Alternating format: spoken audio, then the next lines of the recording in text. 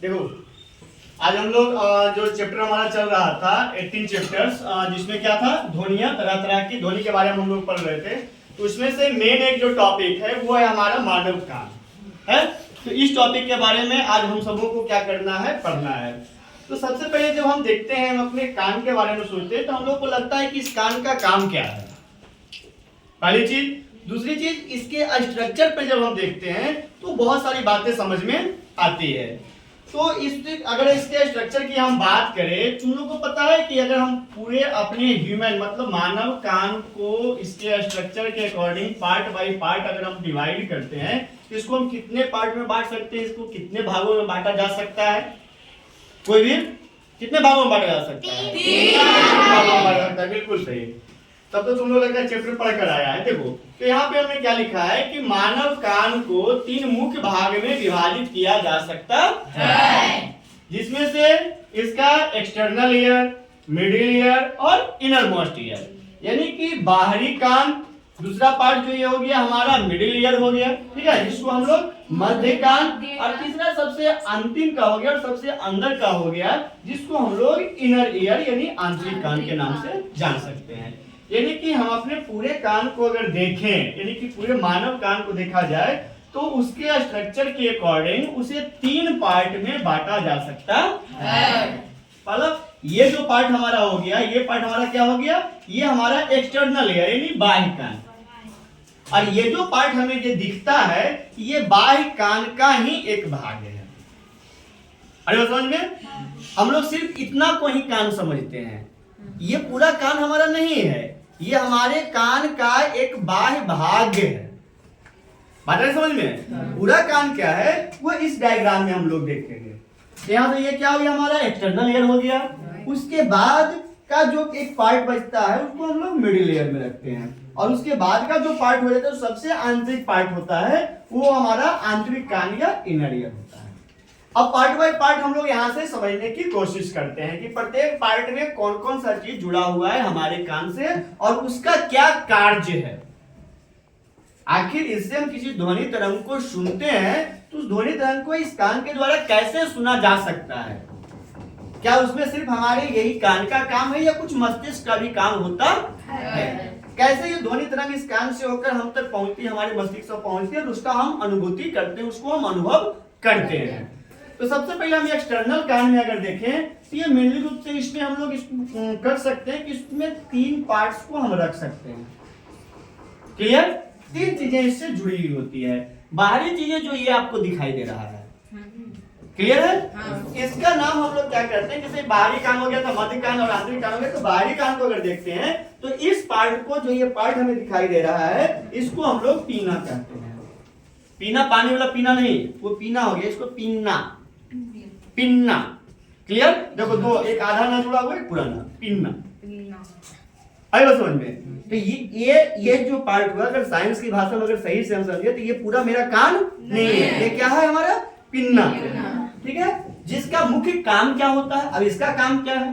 कभी हम लोग सोचे हैं कि आखिर इसमें जो छेद है, यहाँ पे होल है, वो तो बहुत छोटा सा है, तो ये इतना बड़ा का क्या काम है?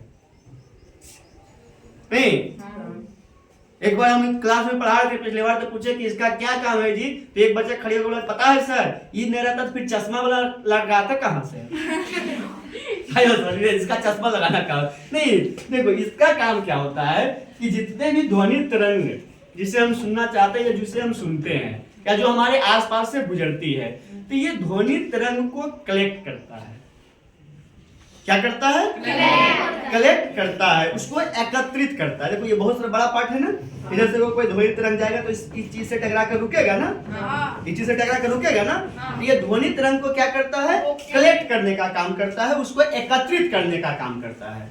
क्या काम करता है? एकत्रित करने का। मैंने यहाँ पे लिख भी दिया है कि कान का हुआ बाहरी भाग जो ध्वनि तरंगों को क्या करता है? एकत्रित करने का काम करता है। अब सोचो, जब ध्वनि तरंग इसके द्वारा एकत्रित कर लिया गया तो अब क्या होगा? ये ध्वनि तरंग को इस नली से होकर गुजारेगा, इस नली को प्रोवाइड करेगा ना, ये सारा चीज एकत्रित हो गया। एकत्रित हुआ तो अब ये क्या होगा? एकत्रित होकर नली में जाएगा, है ना? कहा जब यहाँ से ध्वनि तरंग एकत्रित हुआ तो अब ध्वनि तरंग कहाँ जाएंगे? इस नली में जाएंगे। क्लियर? कहाँ ध्वनि तरंग जाएगा? ये नली में जाएगा। तो ये नली भी क्या हुआ? बाह्य कान का ही पार्ट है, यहाँ तक तो बाह्य कान ही है ना। तो ये जो नली है, तो इस नली को हम लोग क्या कह देते हैं? ऑडिटरी कैनल कह देते हैं, कान की नली। ठीक है, एयर कैनल भी बोल सकते हैं, ऑडिटरी कैनल भी बोल सकते हैं। एयर कैनल बोलेंगे तो हम कान की नली, ऑडिटरी कैनल कहेंगे श्रवण नली। क्लियर है? कोई दिक्कत यहाँ तक? नहीं। अब ये क्या होगा?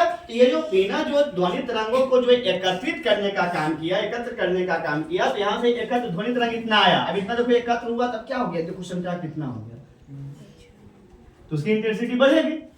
हल्का सा भी ध्वनि रहेगा तो बढ़ेगा ना। अब ये यहाँ से जाएगा, जहां से पीना से मिली ध्वनि को ये मध्य कान तक पहुंचाने का कार्य करता है। अब ये सारे मतलब ये जो नली हुआ हमारी कान की जो नली है, ये ध्वनि तरंग जो पिन्ना के द्वारा यहाँ से एकत्रित किया गया था, इस पिन्ना से एकत्रित किए हुए ध्वनि तरंग इस नली से होकर कहां तक पहुंचेगा? तो ये पार्ट जो हो गया हमारा ईयर ड्रम हो गया, जिसको कर्ण पट्टी या कान की पट्टी कहते हैं। देहाती भाषा में हम लोग बोलते हैं ना, अपने गाँव की भाषा में कर्ण पट्टी बोलते हैं ना। तो ये कर्ण पट्टी हो गया, ईयर ड्रम। क्लियर है? यह एक झिल्ली की तरह होता है। झिल्ली खाने वाला झिल्ली नहीं, झिल्ली मतलब वो लेयर, चमड़े का लेयर, स्किन का लेयर, उस तरह की ये पट्टी होता है। अब क्या होगा? अब यहाँ से फंक्शन को भी हम लोग समझते चले जाते हैं। ध्वनि तरंगे यहाँ से एकत्रित हुआ, इसके द्वारा एकत्रित करके इस नली से होकर पास हुआ। अब ये कहाँ चला गया? इस कर्ण पट्टी पे चला गया। इस कर्ण पट्टी पे जब ध्वनि तरंग जाएगा, ध्वनि तरंग इससे टकराएगा, तो इसमें कंपन होगा।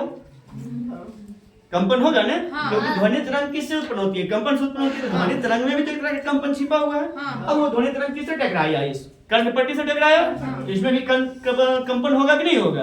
उसी चीज को मैं यहाँ पर देखो तुम लोग के लिख दिया है कि ईयर ड्रम यानी कर्ण झिल्ली या कर्ण पट्टी जिसको हम लोग बोलते हैं, तो ये ध्वनि तरंगों के कंपन से कंपित करती है, मतलब अब ये कंपित होगा। यहां तक था हमारा बाह्य कान यानी एक्सटर्नल ईयर। एक्सटर्नल ईयर का पार्ट समझ में आया क्या? फिर से एक बार, ध्वनि तरंग इसके द्वारा पिन्ना के द्वारा ध्वनि तरंग कलेक्ट किया गया, जो नली से गुजरते हुए कहां तक चला गया? कर्णपट्टी तक, ईयर ड्रम तक चला गया। अब ईयर ड्रम में कंपन होगा। अब यहाँ के बाद का जो पार्ट है वो मिडिल ईयर आया।